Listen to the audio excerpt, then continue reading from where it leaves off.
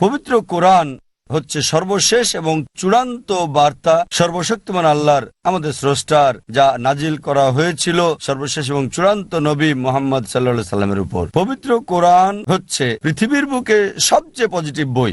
এটা হচ্ছে মানবজাতির প্রতি আহ্বান, এটা হচ্ছে দয়া এবং জ্ঞানের ঝর্ণাধারা, পথহারাদের জন্য পথ নির্দেশ, অস্বীকারীর জন্য সতর্কবাণী, সন্দেহকারীর জন্য নিশ্চয়তা এবং দুঃখীদের জন্য সান্ত্বনা। এটা হতাশাগ্রস্তদের জন্য আশার বাণী। কোরআন না পড়ে কোরআন থেকে এই সকল উপকারগুলো পাওয়া কিভাবে সম্ভব হবে? কোরআন না বুঝে কিভাবে সম্ভব? কোরআনের অর্থ চিন্তা না করে কিভাবে সম্ভব? আর কোরআন আপনার জীবনে বাস্তবায়ন না করে কিভাবে সম্ভব? আলহামদুলিল্লাহ, পবিত্র কোরআন পৃথিবীর বুকে সবচেয়ে বেশি পঠিত গ্রন্থ। তবে দুঃখজনকভাবে এটা হচ্ছে সবচেয়ে বেশি না বুঝে পড়া বই, কারণ অধিকাংশ মুসলিমই কোরআন পড়ে না বুঝে। এ কারণে মেনে চলা, উপকার পাওয়া, মুসলিমরা কোরআন থেকে যা পায় এটা কমে আসছে। কোরআনের সাথে মুসলিমদের সম্পর্ক কমে আসছে। চিন্তা করেন, একজন মানুষ কোরআনের সংস্পর্শে আসে আর অপরিবর্তিত থেকে যায়, হৃদয়কে নাড়া দেয় না, আত্মাকে নাড়া দেয় না, জীবন অপরিবর্তিত থাকে। কি এক চরম